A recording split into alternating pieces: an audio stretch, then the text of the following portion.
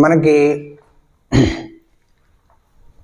7వ తేదీ అంటే ఈ రోజున మంగళవారం శాకంబరి అమ్మవారి యొక్క నవరాత్రులు ప్రారంభమవుతాయి. దేవి నవరాత్రులు ఎలాగో శాకంబరి నవరాత్రులు కూడా చేస్తూ ఉంటారు. ఇది 13వ తేదీ పౌర్ణమి దాకా కొనసాగుతుంది. అయితే శాకంబరి అంటే ఎవరు? అమ్మవారే.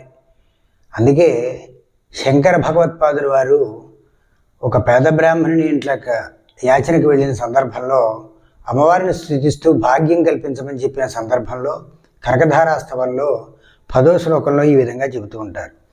నమస్తే అమ్మవారి 10వ శ్లోకంలో గీర్దేవతేతి గరుడధ్వజ సంగరేతి శాకంబరేతి శిశేఖర వల్లభేతి సృష్టి స్థితి ప్రళయకేలిషు సంస్థితాయి తస్యై నమస్త్రిభువనైక గురోస్తరణ్యై అని చెబుతూ ఉంటారు.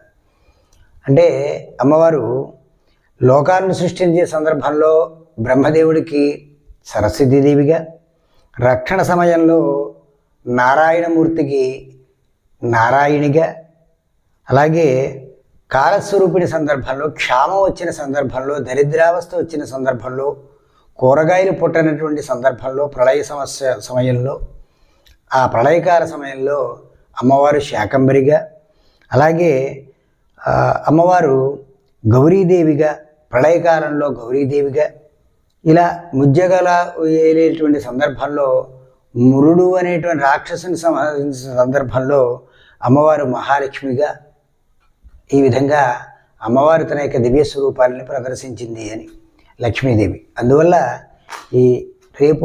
ఈ రోజున మంగళవారం రోజున ఖచ్చితంగా మనం లక్ష్మీదేవి యొక్క ఆరాధన చేయడం కానీ, వచ్చినటువంటి వాళ్ళు ఈ మంగళవారం ఈ రోజున మహాలక్ష్మి అమ్మవారి అష్టోత్తరం కానీ, కనకధారాస్తవం కానీ పారాయణ చేయడం వల్ల ఏ విధమైనటువంటి దరిద్ర బాధని అనుభవించకుండా సంపూర్ణమైనటువంటి ఆరోగ్యప్రదమైనటువంటి జీవనాన్ని సాగించడమే కాకుండా భాగ్యవంతులమయ్యి ఐశ్వర్యాన్ని పొందేటువంటి సంపూర్ణమైనటువంటి మహాలక్ష్మీదేవి యొక్క అనుగ్రహాన్ని పొందుతాం. కాబట్టి వచ్చిన వాళ్ళు కనకధారాస్తవం స్తోత్రం చేద్దాం, లేనటువంటి వాళ్ళు కనీసం మహాలక్ష్మి అష్టోత్తరాన్ని పారాయణ చేసి ఇంట్లో సంసారులందరూ కూడా ఆనందాన్ని అనుభవించేటువంటి చక్కటి భోగభాగ్యాల్ని అనుభవిద్దాం. తప్పనిసరిగా చేద్దాం.